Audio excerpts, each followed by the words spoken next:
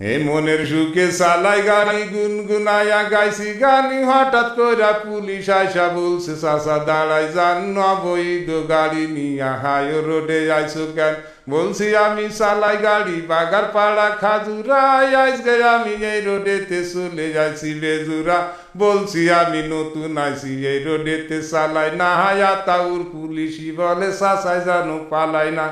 বলছি আমি মিজান স্যার মাফ করে দেন একটা বাড়ি আমি হলাম বাগার পাড়া ট্রান কোম্পানি দিয়ে স্যার বলছে তখন মাফ করিব টাকা লাগবে 3000 বলছি আমি আর আসবো না আজকে আইসি বাইসেন্স বলছে তখন বের করো তো ড্রাইভারি লাইসেন্স এই পুলিশ কি বোঝে না হয় এই গাড়ির কি কাগজ হয় না বোঝারও ভান করে কেন বুঝতে কারো বাকি নাই গাড়ির নামে মামলা দিবে আমারে দেখাইছে ভয় দিশে বিশে না পাইয়া ডিলারকে করেছি ফোন ডিলার সাহেব ফোন করিয়া পাঠাই দিল আর একজন নেতা গোতার কোনো কথা তারা নাকি মানবে না স্বরাষ্ট্রমন্ত্রী আসিলেও গাড়ি নাকি ছাড়বে না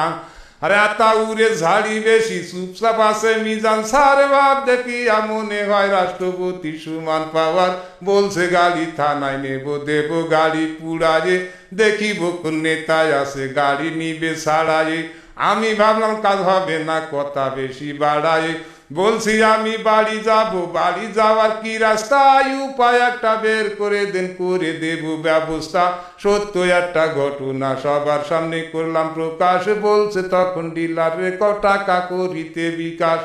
বলছি আমি নাম্বার দেন আমারে কয় চুপ করেন নাম্বার একটা দিয়া বলে 2600 টাকা মারেন টাকা কি আর গাটি আছে টাকা দেবে ডিলারে হে মনে মনে চিন্তা করি কি বিপদ হই আল্লাহ রে সন্ধ্যার পরে ছাড়লো গাড়ি গাড়িতে তো আলো নেই আগের মতো চোখের জ্যোতি তাও তো বেশি ভালো নেই কি কষ্টে যে আইসি বাড়ি আল্লাহ মাহবুদ সেই জানে হে গরিবের এই দুঃখের কথা এই দুনিয়ায় কে শোনে